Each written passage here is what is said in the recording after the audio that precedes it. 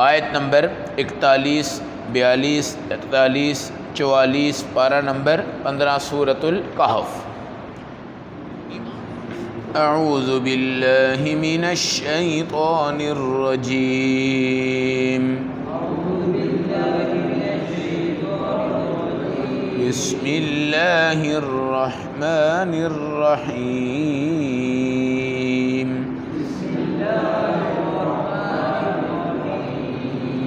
او یصبح ماؤها غورا فلن تستطيعوا له طلبا۔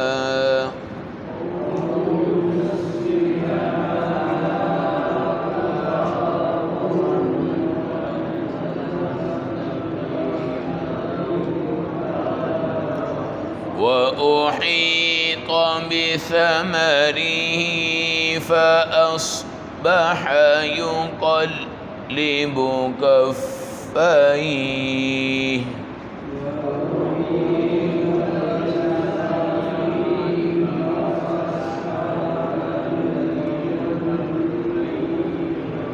على ما أنفق فيها وهي خاوية على عروشها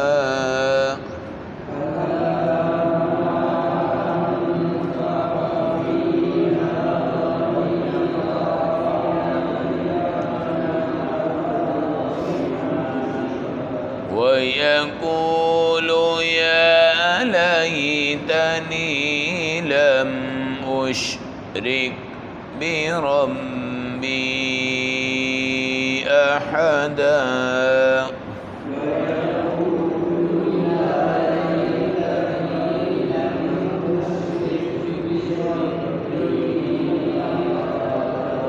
ولم تكن له فئة ينصرونه من دون الله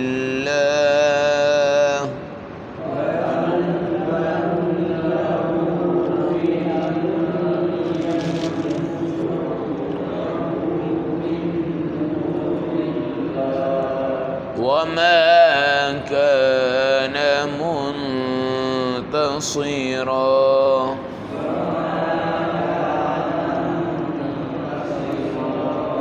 هنالك الولاية لله الحق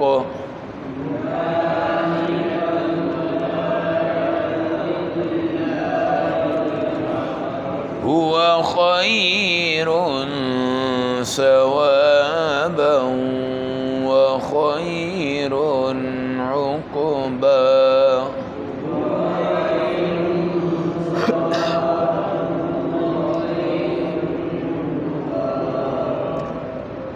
تلاوت کردہ آیات مقدسہ کا ترجمہ۔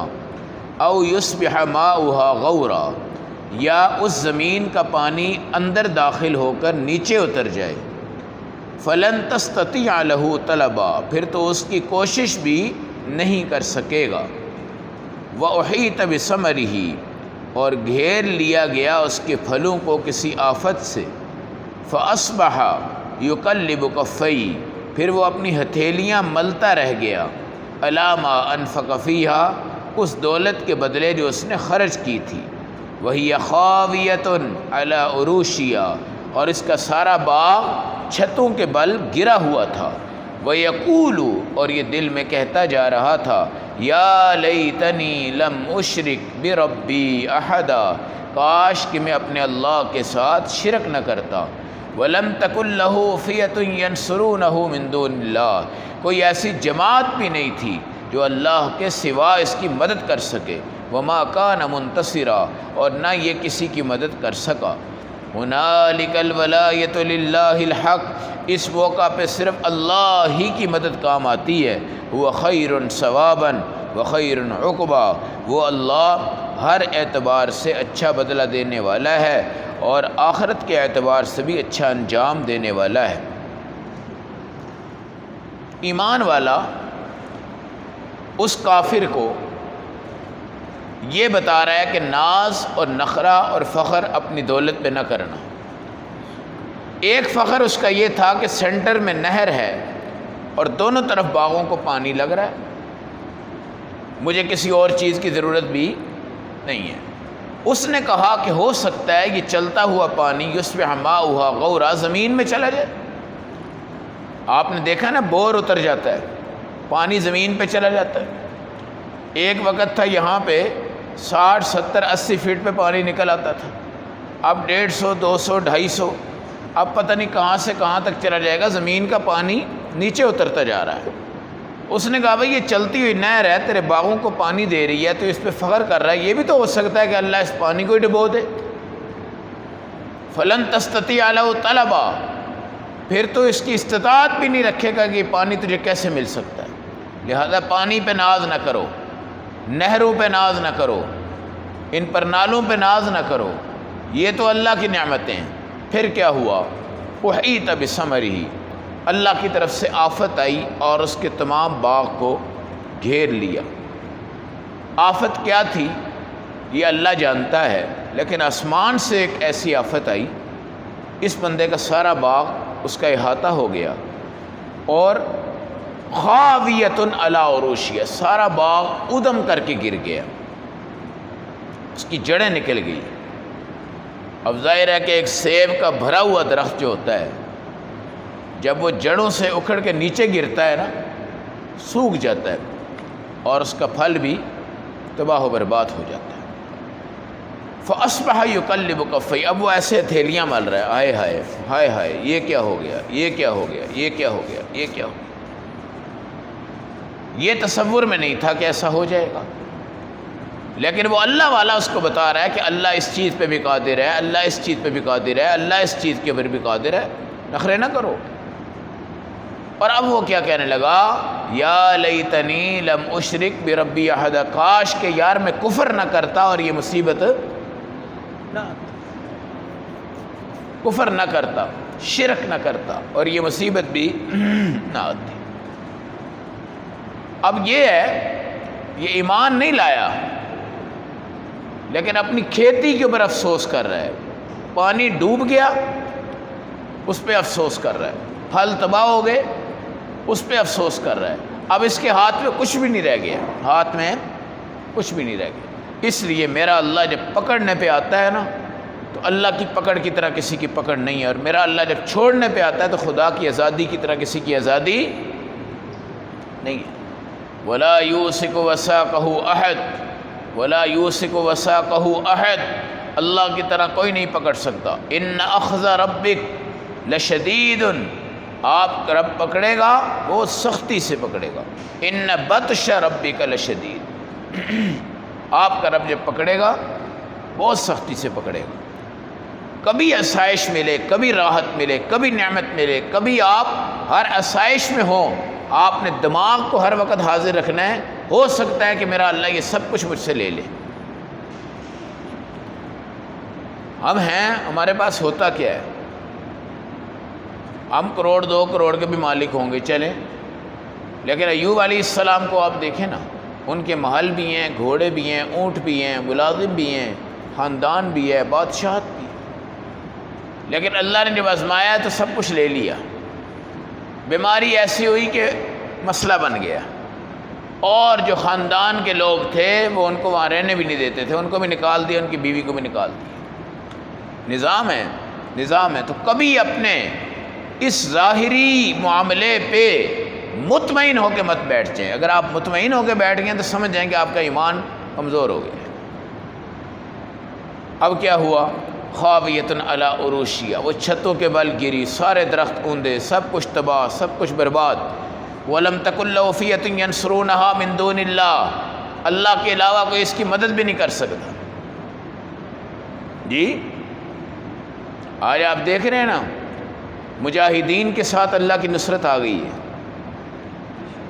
جی، اور ساری دنیا ہل چکی ہے، اندر سے لرز چکا ہے۔ یہ کوئی دکھلاوے کا پارٹ نہیں ہے، یہ میرے اللہ کی نقد مدد ہے، نقد مدد ہے، اس لیے کہ اللہ اللہ ہے، ان لوگوں نے اللہ کو اللہ نہیں سمجھا، اپنے آپ کو خدا سمجھ بیٹھے تھے، اور انہوں نے اپنے اللہ کو بندہ سمجھا اپنے آپ کو، اور اللہ سے مانگنا شروع کر دیا۔ آج میرا اللہ ان کو سمندر کی طرح آگے اٹھا رہا ہے، بڑھتے جا رہے ہیں، بڑھتے جا رہے ہیں، بڑھتے جا رہے ہیں۔ اللہ کے علاوہ کوئی مدد نہیں کر سکتا، صرف اللہ کو یہ کہو کہ یا اللہ تو ہماری مدد کر دے، بس اللہ اس پہ خوش بھی ہوتے ہیں، مدد بھی کرتے ہیں۔ اس لیے حدیث میں آتا ہے کہ اللہ مانگنے والے سے ناراض نہیں ہوتے، اللہ تو نہ مانگنے والے سے ناراض ہوتے ہیں۔ کمال کی بات ہے نا۔ دنیا والے تو کہتے ہیں یار میں ذرا سائڈ میں رہوں، یہ مجھ سے کوئی چیز ہی نہ مانگ لے، کوئی چیز ہی نہ مانگ لے۔ اور بعض لوگوں کا حربہ کیا ہوتا ہے، وہ کروڑ پتی لوگ ہوتے ہیں اور ان کو پتہ ہوتا ہے کہ یار فلاں بندہ مجھ سے کیا کرے گا، کچھ مانگے گا، وہ اس سے الٹا مانگ لیتے ہیں، اسی سے الٹا مانگ لیتے ہیں۔ وہ بیچارہ غریب بندہ ہے، اس کو کہتے ہیں یار 500 روپیہ تو دے دو، 1000 روپیہ دو۔ اب وہ ہکا پکا رہ جاتا ہے، وہ کہتا ہے جناب یہ کیا مسئلہ ہے، وہ کہتے ہیں بھائی حالات ہی ڈاؤن ہو گئے، حالات ہی۔ اب وہ سوچتا ہے یار یہ تو 500 مجھ سے مانگ رہا ہے، میں نے اس سے کیا مانگنا ہے۔ تو وَلَمْ تَكُنْ لَهُ فِئَةٌ يَنْصُرُونَهُ مِن دُونِ اللَّهِ، کوئی جماعت نہیں ہے جو خدا کے سوا کسی ایک کی مدد کر سکتی ہو جب تک اللہ نہ چاہے کوئی کسی کی مدد۔ وَمَا كَانَ مُنتَصِرًا، اور نہ بندہ کسی کی مدد کر سکتا ہے، نہ ہم کسی کی مدد لے سکتے ہیں، لیں گے تب بھی اللہ کی مرضی سے، دیں گے تب بھی اللہ کی مرضی سے۔ اور اللہ ان دو بندوں کی مثالیں دے کر آپ کو سمجھا رہا ہے کہ 100% دنیا پہ مطمئن، 100% دنیا میں کامیاب، 100% دنیا اس کے پاس تھی، اس کی رات میں، دن میں، کھانے میں، پہننے میں، پینے میں، رہنے میں، سہنے میں، اولاد میں، اہل و عیال میں، کسی قسم کی کوئی ٹینشن نہیں تھی۔ اب کیا ہو گیا، خاویۃ علی عروشیہ، تمام چیزیں اس کی کیا ہو گئی، تباہ ہو گئی، اور یہ کہنے لگا کاش کہ میں شرک نہ کرتا۔ ہنالک الولایۃ للہ الحق، آج مدد کون کر سکتا ہے، صرف اللہ، صرف اللہ۔ اب دیکھیں نا، اس کی کھیتی گئی، کیا ہو گیا، اس کی کھیتی گئی۔ اب اگر ہم یہ کہیں جی وہ جو مومن اس کو دعوت دے رہا تھا اس کی کھیتی اور اس کی چیزیں تباہ ہو جاتی، تو بھائی مومن کی کھیتی اگر تباہ ہو گئی نا دنیا کی، آخرت کی تو نصیب ہو جائے گی نا۔ کافر کیوں ڈرتا ہے، کیوں پریشان ہوتا ہے، اس کو پتہ یار میرے پاس تو یہی ہے، آخرت کو مانتا ہی نہیں ہے، وہ آخرت میں ملنے کا مسئلہ ہی نہیں ہے۔ تو مومن کے لیے مصیبت بھی رحمت ہے، مومن کے لیے مصیبت بھی، اس لیے ہمارے نبی فرماتے ہیں کہ جتنی بڑی مصیبت آئے گی، جتنی بڑی مصیبت آئے گی، جتنی بڑی مصیبت آئے گی، اس کے بعد جو راحت اور سکون آئے گا وہ اس مصیبت سے بڑا ہوگا، اس مصیبت سے کیا ہوگا، بڑا ہوگا۔ ہمارے بزرگ بھی یہ فرماتے ہیں کہ جب تمہارے اوپر کوئی مصیبت آئے تو اس کو برداشت کرو بھائی، یہ وقت ہے، یہ کیا ہے، وقت ہے جی۔ اب یہ دیکھیں اللہ والوں پہ کتنے طوفان آئے تھے، کتنی مصیبتیں آئی تھی، کتنا کچھ نظام ہوا تھا، لیکن چلتے چلتے چلتے چلتے آخر اللہ کی نصرت آ گئی۔ یہ اللہ کی نصرت۔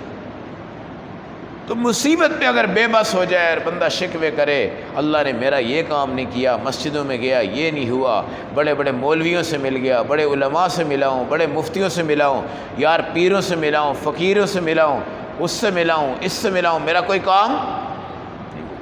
اب وہ کیا کہتا ہے، اس سے بہتر تو نعوذ باللہ سکھ ہیں اور ہندو ہیں اور عیسائی ہیں اور مرزائی ہیں اور فلاں اور فلاں ہیں، چلو وہاں جا کے مسئلے تو حل ہو جاتے ہیں۔ لیکن ہمارے نبی نے کہا کہ یہ مصیبت آج ہے، اس کے بعد ایک راحت ہے، وہ راحت آپ کی مصیبت سے کیا ہوگی، بڑی ہوگی۔ خیر ثوابا و خیر عقبا، اللہ کا ثواب دنیا میں بھی اچھا ہے، اللہ کا ثواب آخرت میں بھی اچھا ہے۔ دنیا ہمیں نصیب ہو جائے پھر بھی آخرت کی تیاری کریں، نہ نصیب ہو پھر بھی آخرت کی تیاری کریں۔ دنیا بنتی ہے یا نہیں بنتی، لیکن آخرت ہماری بننی چاہیے۔ 5 وقت کی نماز پڑھ کے بندہ سو جائے، اس کی دہاڑی نہ لگے، وہ پرسکون ہوگا۔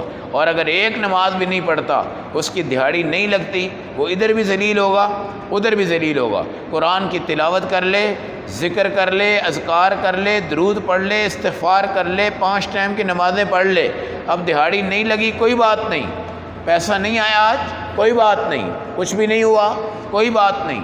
ہمارا تو صبر اس لیے، ہمارا تو صبر اس لیے۔ اللہ ہم سب کو ان مثالوں سے سبق حاصل کرنے کی توفیق عطا فرمائے۔